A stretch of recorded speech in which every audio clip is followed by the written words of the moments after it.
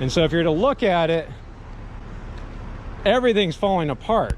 In today's video, I want to ask James what this repair costs, what to look for, and we're going to try to educate you as much as possible on this problem so you know what to look for and what to expect when you're shopping for a used RV. So, ladies and gentlemen, it's not always a beautiful day in Arizona. It's freaking hot right now. It's over 110 degrees. It's miserable. It is miserable, and it's even more miserable when I usually like to make positive videos, but I think it's only good of me to show both sides of the coin, and this whole RVing is a double-edged sword, and sometimes there's some major problems, and it's definitely a miserable day, you said, and it's even more miserable. Not only are we miserable because it's 110 degrees, and we're still doing pretty good, but this RV behind us has some pretty serious issues, and James, AZ Expert on YouTube, make sure to subscribe if you haven't already, has been running into similar problems like this recently. And today James is going to kind of tell us a little bit about what's going on. And it is like so hot outside that we are sitting here in my car because it's scorching hot here in Arizona. He's been enjoying all the great weather up in Oregon. And I'm getting ready to leave Arizona here as soon as possible because this is too hot. But James, what is going on behind us here, bud? So I had a YouTube viewer. They're down in Tucson. They picked up this 2003 Sundancer. It's a Itasca Winnebago Mini Winnie is what it is. And their roof was leaking shortly after they bought it. They got a mobile tech out to take a look at it. And when the mobile tech got out there, he said, "Your roof is hammered, it's destroyed, there's no saving this, it's not worth saving this motorhome. You need to just scrap it and sell the chassis to somebody on the internet." And so they kind of reached out to me, seeing what I thought about the whole situation. You were telling me, I think you've done about 30 of these roof replacements? Sure feels like it, yeah. Yeah, so now, this is a Winnebago, Itasca and Winnebago. Those of you that don't know are basically like the same company. Exact same. Yeah, it's just a different name slapped on the side. Exactly. Now, and I think it's for territory purposes with the dealers or whatnot. I don't know why they do it that way. But is this just a Winnebago problem, or have you seen it on other coaches, or? Well, Winnebago has a very unique build on their roofs. It's a Phylon, which is that fiberglass material that the sidewalls of most of these laminated RVs are made out of, that gets laminated to the roof, and the radiuses themselves are the same material, so it's a seamless fiberglass roof that just gets tucked in the side rails. On the side of it, it just gets glued down with a bead of sealant to keep the radius from popping back out again. So generally what happens is that adhesive fails, the roof pops out, and then the whole thing gets ripped off, because Winnebago and the dealers never tell you that you're supposed to inspect that seal at least once a year and have it resealed if necessary. And of course nobody tells them that, and nobody does that. And Winnebago sealant they use on white ones is completely wrong and falls apart in the Arizona sun. About what is the cost going to be on something like this? Well, just like any very large job, it's always hard to give an actual cost sight unseen. My general rule of thumb on just the replacement of the roof material, the roof decking, and the corresponding standard vents and accoutrement is about $250 a foot. That's a linear foot, obviously, not square foot. But generally, you'll need a new skylight. Generally, your fantastic vents are going to have to be replaced. It's always important.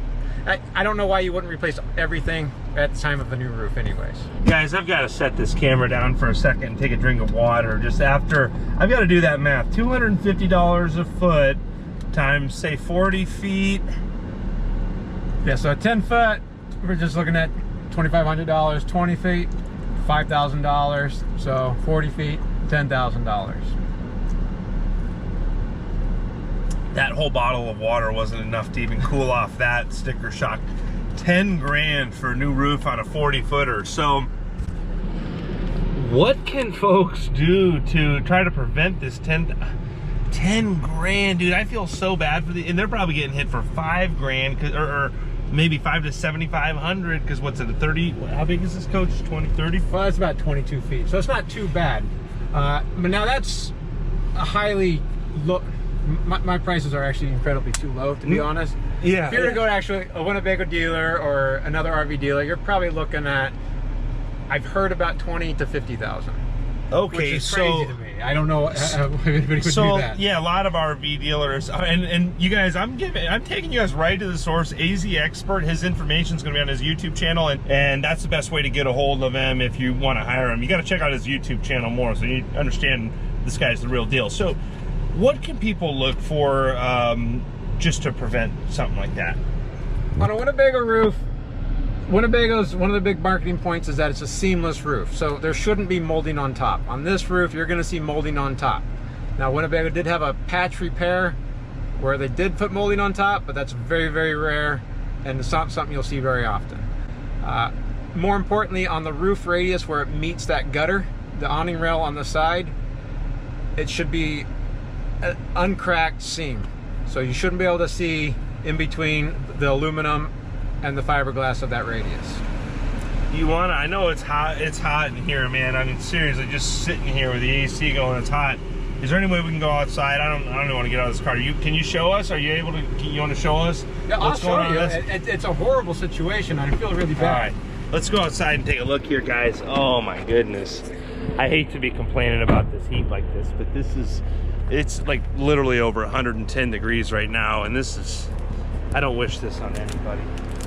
All right, but I'll tell you what, man, you want to just take the camera up there and show them little vlog style, show them how it's done? Absolutely. Cool.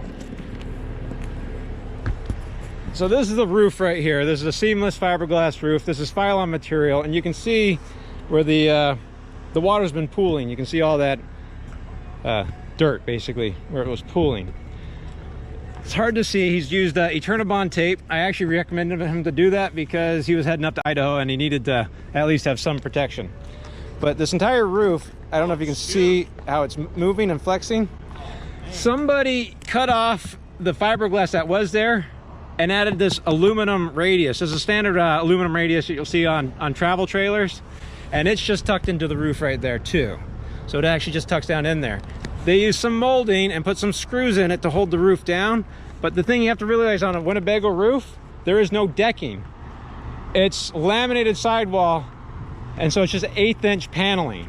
And so those screws aren't really going into anything. It's just going into 1/8 inch paneling. And the tension just popped it right back up again and let go. So what he has is basically a bathtub all the way around, because he's got the front cap right here that holds water. Now the side over here and the side molding over there, and it's just holding water everywhere, so much so that even the rear cap is holding water. He literally had to cut out some of the sealant right there just so the water could get out of here.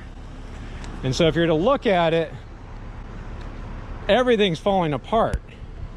This entire side right here is loose all the way up to there. The only reason why it really hasn't fallen apart is because it's under the front cap, the rear cap, and the AC's holding it down. So this entire side right there, I don't know, that's at least up 2 inches. The skylight's broken from this. Basically, it's destroyed. So that's why that mobile tech said, you just got to get a new RV. But we can fix this. And this is actually Winnebago right there, so you can kind of see what it's supposed to look like. There's no seam, hence it's seamless. And of course, that's a Winnebago right next to it too. And this Winnebago, you can kind of see, well, I don't know if you can see, but there is a gap on that radius, so that one should be resealed too. Hey James, while you're up there, can I get a quick picture? 100 Affinity, that's a nice coach. Yeah, I know, you like those country coaches. You sure? Yeah. All right, there you go. It's on right now. Oh, it's on still. Oh, nice. I wonder if it caught that. So, yeah, that would be pretty cool. So, James, hey, it's hot as heck. I know you got to get back to work. I got to try to get back into the AC here. Greatly appreciate you taking the time to just share this great information with myself and the folks on YouTube. Make sure to check out AZ Expert. He's got a ton of great information about RVs. Definitely worth checking out. No, I appreciate that, Andrew. I will be making a video of the repair on this because the customer did want to see the whole situation, because the roof underneath is going to look awful. So if you want to see the repair, you'll probably be able to see the repair down the road. But if not, I'll give Andrew an update, probably take a picture or some video for him once it's all done. Good deal. James, thanks a lot for educating me and the folks on YouTube. Appreciate all of you. I hope you're all having a great day. Thanks again.